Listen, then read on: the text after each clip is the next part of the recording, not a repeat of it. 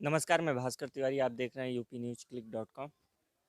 मैं हूं आज अयोध्या ज़िले के ब्लॉक बीकापुर के ग्राम सभा शेरपुर में। हमारे साथ मौजूद है यहाँ के प्रधान जी। हम प्रधान जी से जानकारी लेने की कोशिश करेंगे कि जब ये जीत का सेहरा बंधा था इनके सर पर, तो गांव को सैनिटाइज कितनी बार किया गया था, सरकार की तरफ से जो भी योजनाएं आई थी वो गाँव में कितने लागू हो पाए थे, एनम और आशा बहू को जिला प्रशासन की तरफ से जो भी दिशा निर्देश दिए गए थे, घर घर जाके लक्षणों का पता लगाएं, उन्होंने जिला प्रशासन के निर्देशों का कितना पालन किया, 5 साल की विकास योजनाएं क्या हैं, नए युवक हैं तो सोच क्या रखते हैं गांव के विकास के प्रति, यही सब मुद्दों पे हम जानकारी इनसे लेने की कोशिश करेंगे। प्रधान जी, आपका बहुत बहुत स्वागत। पहले अपना नाम बताएं। बहुत बहुत धन्यवाद। और भास्कर जी, आपको बहुत बहुत धन्यवाद कि आप यहाँ पे आए और हमारी राय लिए, है ना। इसके लिए आपको बहुत बहुत धन्यवाद। प्रधान जी, ये बताएं, जब आप जीतने के बाद आपके तुरंत लॉकडाउन लग गया था।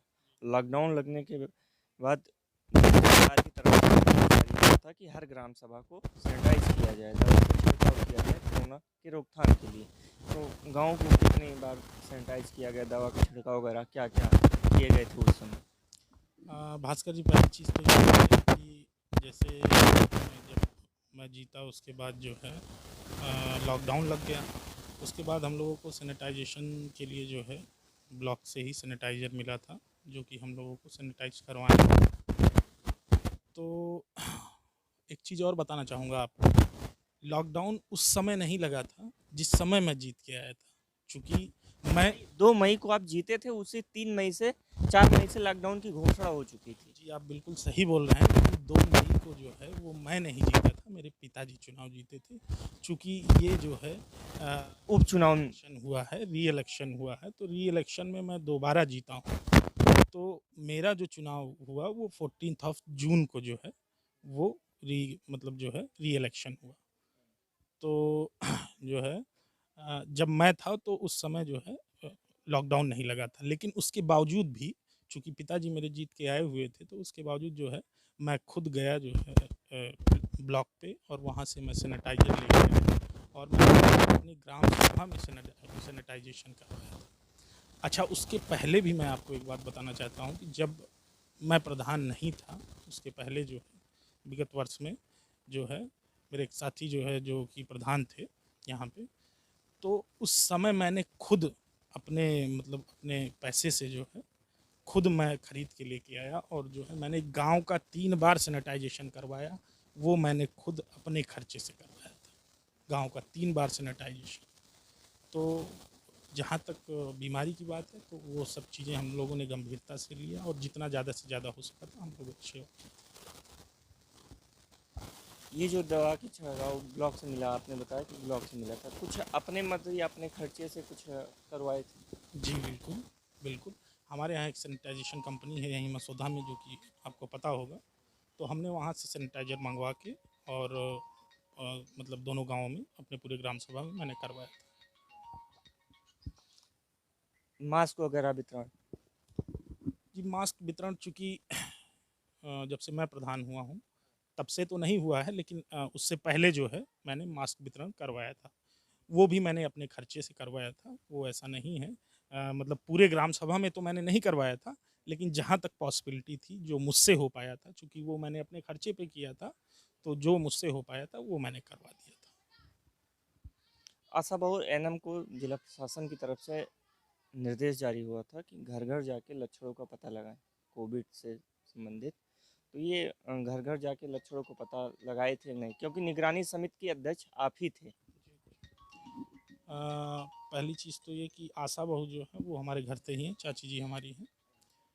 और रही बात काम की, तो अभी भी हमारे यहाँ जो है अ, मतलब जितना ज़्यादा से ज़्यादा हो सका था, वो तो उन्होंने लोगों के घर घर जाके जो है सबको जागरूक किया था। और मतलब ये जिसको बोलते हैं आप नमूना लेना, वो नमूना भी लिया था उन्होंने। और ज़्यादा से ज़्यादा जो एक मेडिसिन मिलती थी, वो जो कि गवर्नमेंट द्वारा मेडिसिन मिलती थी, ब्लॉक से मिलती थी, एक किट मिलती थी, वो किट उन्होंने डिस्ट्रीब्यूट किया था घर-घर जाके। और ज़्यादा से ज़्यादा जो है लोगों का नाम लिख के और जो मतलब उस समय फ़ीवर से, कोल्ड से और स्नीजिंग, कफिंग जो भी थी, जो भी इसके लक्षण थे, वो उन्होंने अपना रिटर्न करके और जो है ब्लॉक प्रशासन को और जो है हॉस्पिटल को उन्होंने प्रोवाइड करवाया था। ये रही बात कोरोना से संबंधित। 5 साल की विकास योजनाएँ क्या हैं? क्या ग्राम सभा के लोगों से वादा करके आए हैं कि हम 5 साल में विकास के ये आयाम तय कर देंगे, गाँव को इतना कुछ बदल देंगे। ये पिछले कार्यकाल में जो कुछ नहीं हुआ था, वो क्या रोड मैप तैयार है? रोड मैप की बात करूँ तो सबसे पहले तो रोड ही तैयार करना है ना? जैसा कि अभी आप आए तो देखे, मतलब रोड मैप में पहले रोड ही। पहले रोड ही तैयार करना है, नाली तैयार करना है। तो सबसे पहला काम तो ये है कि अगर कोई बाहरी गांव में आता है तो वो ये नहीं देखता है कितने लोगों की पेंशन बनी है ना? कितने लोग जो है कितने लोगों की जो है खाते में पैसा आ रहा है, कितने लोगों को कृषि द्वारा जो है लाभ मिल रहा है। सबसे पहले अगर कोई आता है तो उसका सबसे पहला अट्रैक्ट जो है, सबसे पहला ध्यान जो है वो गांव के नाली और जो है खड़ंजे और इस पे जाता है। तो सबसे पहले जो इंफ्रास्ट्रक्चर है, सबसे पहले उसको डेवलप करना है। तो मेरा जो प्लान है वो यही है कि सबसे पहले जो हमारे गांव की टूटी फूटी सड़कें हैं, टूटे फूटे खड़ंजे हैं और नालियां हैं, उनको दुरुस्त करवाया जाए। ठीक है। उसके बाद उसके बाद जो है, जो भी पात्र हैं, जितने भी लोग जो गरीब हैं, जो पात्र हैं आवास के, शौचालय के, उनको वो जो है सुविधाएं जो है प्रोवाइड करवाई जाए।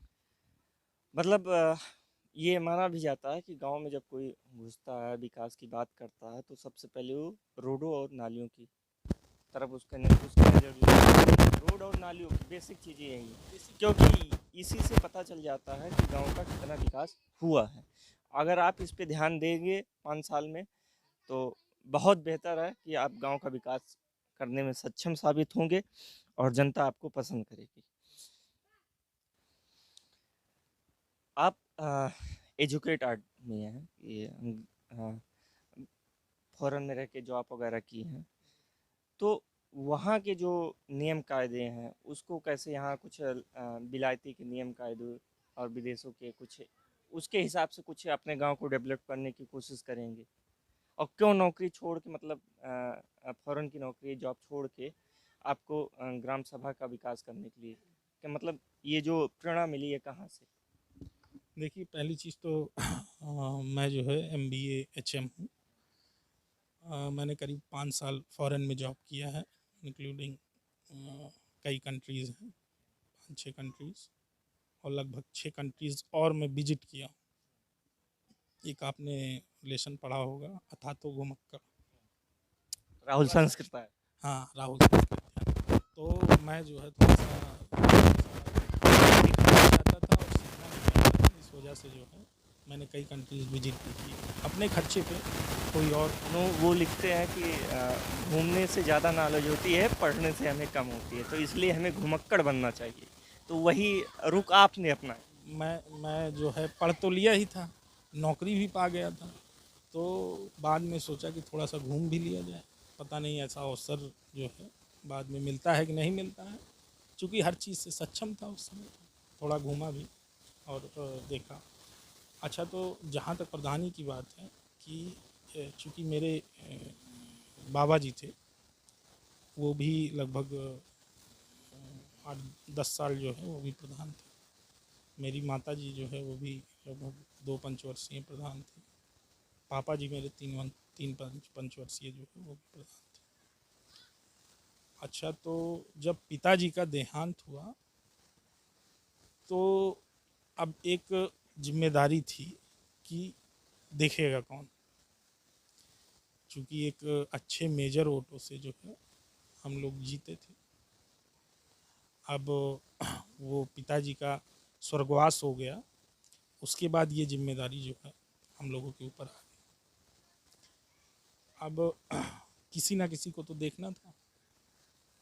सब ने जो हमारे परिवार ने भी, हमारे जो हित मित्र थे, सब ने यही कहा कि आप ही देखो। अच्छा, उससे पहले मेरा ये विचार नहीं था कि मैं प्रधानी करूँगा, मैं प्रधानी लड़ूंगा, क्योंकि इसमें आप जानते ही हैं कि पॉलिटिक्स में तमाम तरीके की जो है दिक्कतें आती हैं। मैंने यही सोचा था पिताजी अपना देखेंगे, ये मैं जाऊंगा अपना जॉब करूंगा, लेकिन चूंकि उनके देहांत की वजह से पारिवारिक जिम्मेदारी भी, सामाजिक जिम्मेदारी भी मेरे ऊपर आई, और उसी का निर्वहन मैं कर रहा हूँ और पूरी जिम्मेदारी के साथ करूँगा, और यही कोशिश रहेगी कि सभी लोग को मैं संतुष्ट कर सकूँ। चलिए, बहुत बहुत धन्यवाद आपका हमारे साथ जुड़ने के लिए। ये थे ग्राम सभा शेरपुर के प्रधान जी।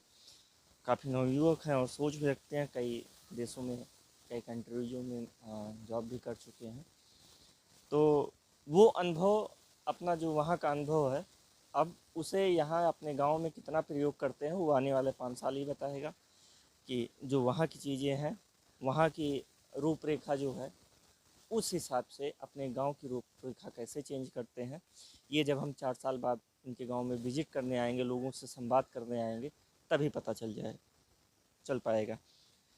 जो मूलभूत सुविधाएं होती हैं ग्राम सभा पे, उसको लेके एक बड़ा चिंतित है और काम भी करने का प्रयास करेंगे, बता रहे हैं।